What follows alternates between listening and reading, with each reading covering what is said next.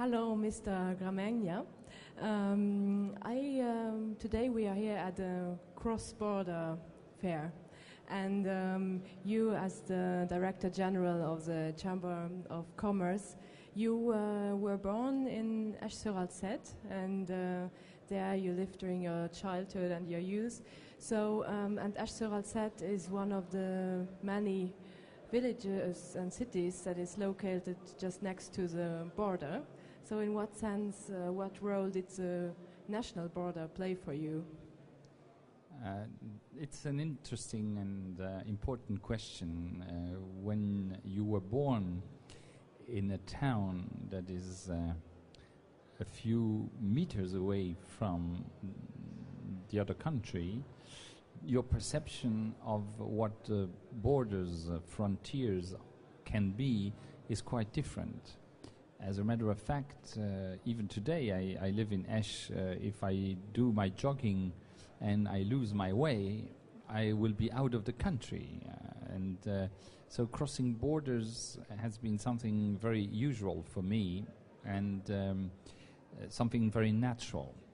Unfortunately, in the 60s and 70s, crossing the border was not as easy as it is today, because you would always have to show a passport or an identification card, and more seriously, there would always be checkings and controls, what you were transporting back and forth, and you could have problems just if you were buying your bread in France on a Sunday and bringing it back to Esch.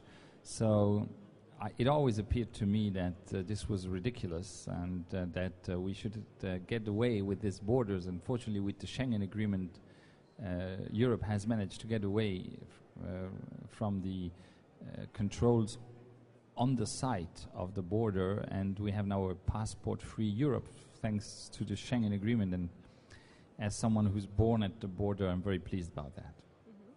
And you talked about the fact that people went to France to buy the bread. Did also French people come to Esch to buy things? Well, in those days, far less than it is the case today. If you travel, if you walk through Esch-sur-Alzette on an afternoon on a Saturday, definitely, I mean, the language that's most spoken is French, because lots of people are attracted by that city, which is the largest in the surroundings, or you have the best offer of products and services. And then for them, it's also exciting to cross the border. And so I would say now it functions more the other way around, or at least partly the other way around. And the fact that in Luxembourg we live here in such a border region, do you think that most people are aware of that it is such a great chance? Well, fortunately, in Luxembourg, most people believe that being an open country is a good thing. I know that in quite a few countries there are minorities who think the opposite. I think that Luxembourg, on the other hand, has no choice. We have to live with the fact that our country is small, and that if we want to be successful in terms of trade, in terms of image, you just have to reach out beyond the national borders. This being said, we also have the chance, because to my opinion it is a chance, to have 43% foreigners in Luxembourg. That means that nearly one person out of two is not a national, and it is not perceived as being a handicap. On the contrary, I think most residents think it is an advantage. It is an opportunity for them, but also for us. So Luxembourg, in that sense, prefigurates what a more integrated Europe could be. But I'm not so certain that in times of economic crisis, this view is shared by everyone. And you have lived in many countries, in France, Belgium, and you lived also outside of Europe, in the United States, and in Tokyo, for example.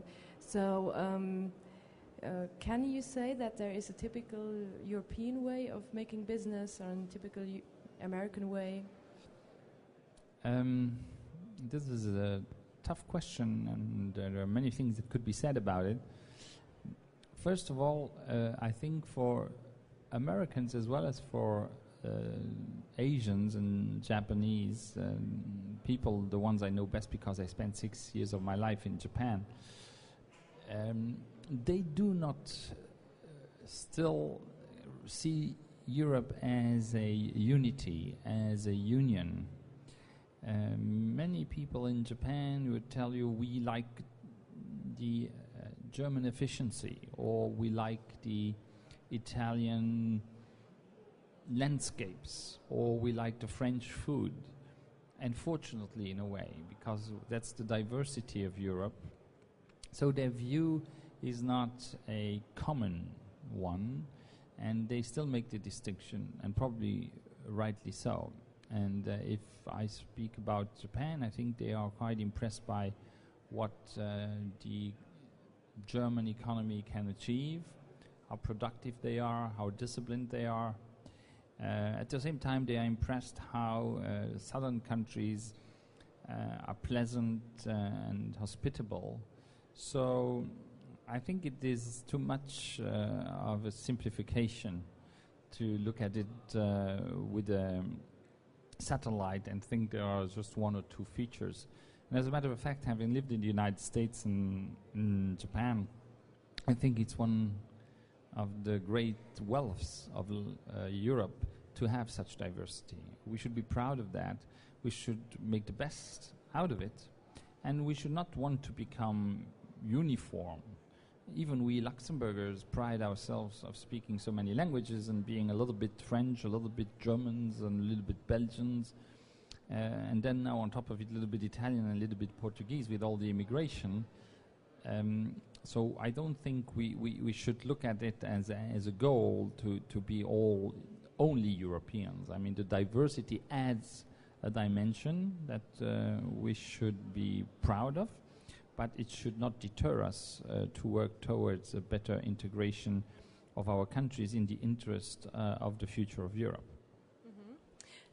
And we already talked about languages, and therefore I would like to ask if we could do some more questions in French, so we have also more interview languages. Yes. And what I would like to ask now in French is the following question. So, Luxembourg, c'est le seul État-nation à l'intérieur de la grande région. Donc, est-ce que le Luxembourg est alors le plus responsable pour le développement de toute la région? C'est exact que le Luxembourg, dans la grande région, est le seul État souverain. Ça nous donne un avantage très concret et ça nous donne des responsabilités importantes qui en découlent. Un avantage concret. L'avantage, c'est que nous n'avons pas de niveau de décision intermédiaire dans notre pays, de sorte que la politique de la grande région qui doit être décidée au niveau du gouvernement luxembourgeois, l'est au niveau du gouvernement luxembourgeois. Il n'y a pas d'autres acteurs politiques.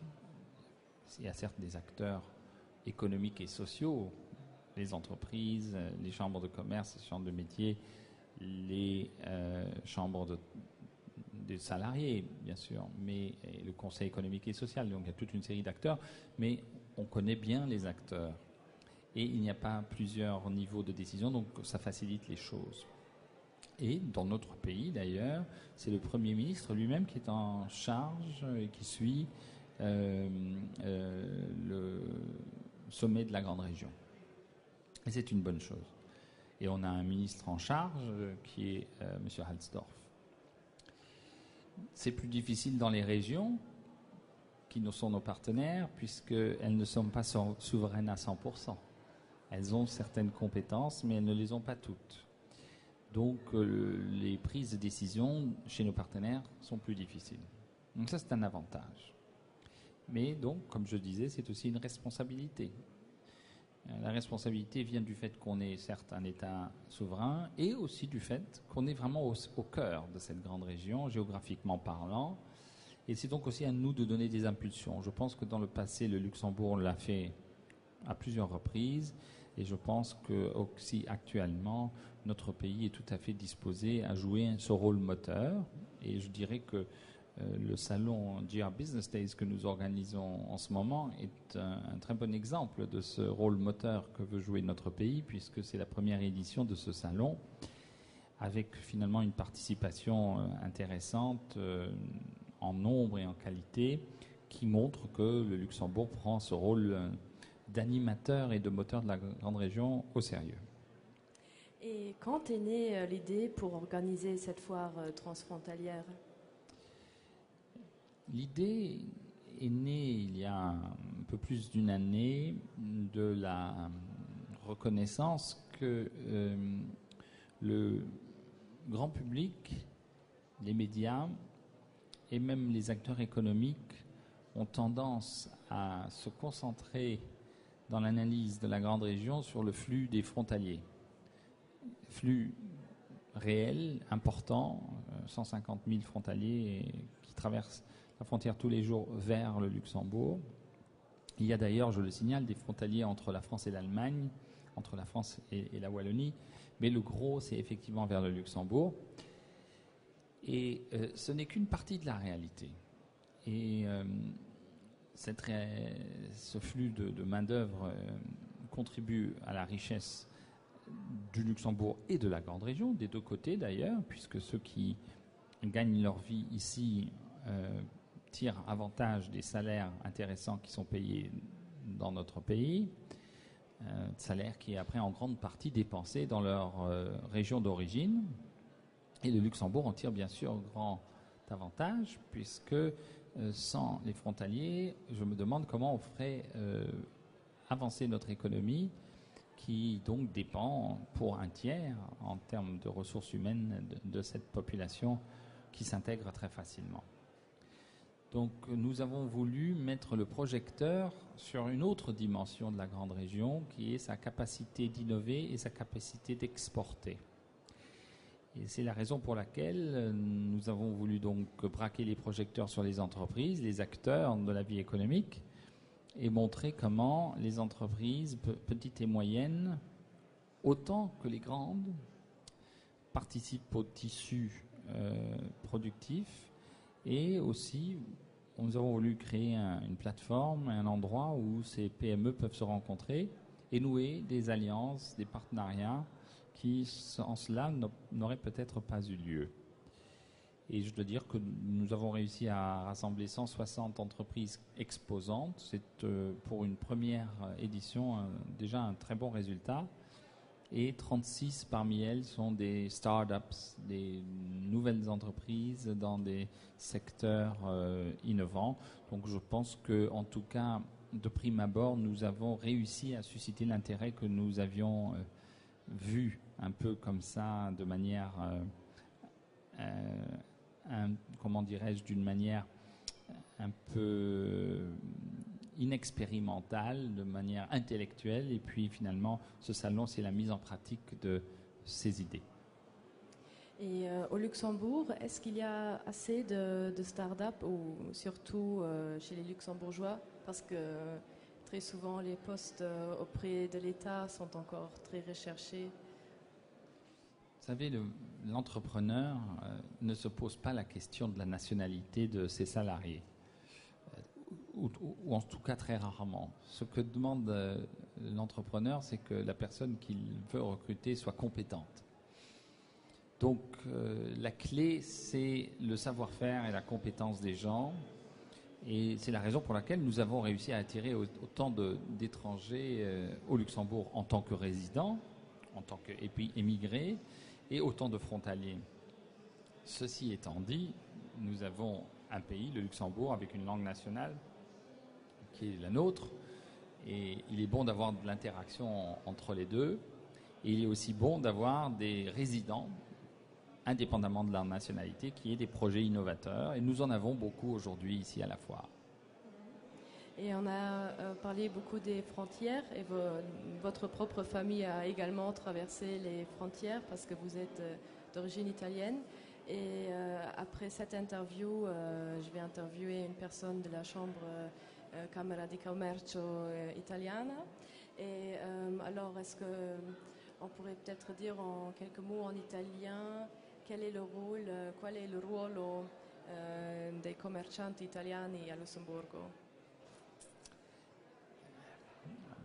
Ma anche lì non vorrei mettere troppo l'accento sulla nazionalità, però ovviamente una domanda che mi fa riflettere un po'. Il mio nonno è venuto d'Italia, prima in Francia, poi nella Lorena, poi a Lussemburgo. All'epoca già c'era una grande regione, pare, perché lui ha scoperto il Lussemburgo venendo nell'est della Francia, e lui era proprio uno dei quei commercianti, uno dei primi dopo la prima guerra mondiale a stabilire una fabbrica, o più, qui era un deposito di prodotti italiani, che era uno dei primi, magari il primo a importare in Lussemburgo, tra i quali anche i vini, visto che a me piacciono molto i vini, ne sono molto fiero. Questo essendo detto, gli italiani oggi, come oggi, sono così bene integrati che si mescolano con i lussemburghesi, cioè c'è il cognome che indica che sono d'origine italiana, ma sono come i lussemburghesi, parlano il lussemburghese, si comportano anzi più come i lussemburghesi che come italiani. Però nel frattempo, dagli anni dove mio nonno ha emigrato, negli anni 20, il ruolo dell'Italia è cresciuto moltissimo, e oggi come oggi abbiamo a Lussemburgo parecchie imprese e parecchie banche italiane che sono stabilite e che stanno benissimo qua e fanno affari e portano ancora avanti la relazione tra il Lussemburgo e l'Italia. Oltretutto la Camera di Commercio italo-lussemburghese, della quale abbiamo parlato, sta organizzando da parecchi anni dei corsi di formazione che porta a Lussemburgo un nuovo movimento di persone che si stabiliscono qua, cioè sono persone che sono altissimamente graduate, che hanno studiato bene, che vengono qui a fare degli stage di altissimo livello, e vediamo che poi parecchi di questi rimangono qua perché ci sono opportunità di lavoro nelle banche e negli istituti finanziari. Cioè vuol dire che abbiamo qui un secondo, un terzo movimento di immigrazione che mi fa molto piacere, perché così la presenza italiana continua a rafforzarsi, anche se poi dopo qualche anno non è più solo un'influenza italiana, perché pian piano diventano lussemburghesi. Come lei anche. Sì, io mi sento ovviamente, direi, un vero prodotto di questo paese, perché lo dico essendo d'origine straniera lontana, dico sempre, io non posso immaginare un paese più positivo per accogliere i migranti e stranieri che il Lussemburgo. Il mio nonno è stato qui, è stato un periodo molto più difficile di oggi, però alla fin fine si è trovato benissimo in questo paese dove mio papà è nato, dove sono nato già io, e di dirigere oggi la Camera di Commercio di questo paese è un grande piacere, anche un grande onore, e fa anche vedere che gli italiani sono integrati molto bene. Mm-hmm. So, thank you very much. We now talked about your grandfather who came here. He was one of the first Italian businessmen in Europe, and that you are one of the products of the greater region. And yeah, thank you very much, and then we will talk to you later. Grazie mille, thank you very much. Merci beaucoup.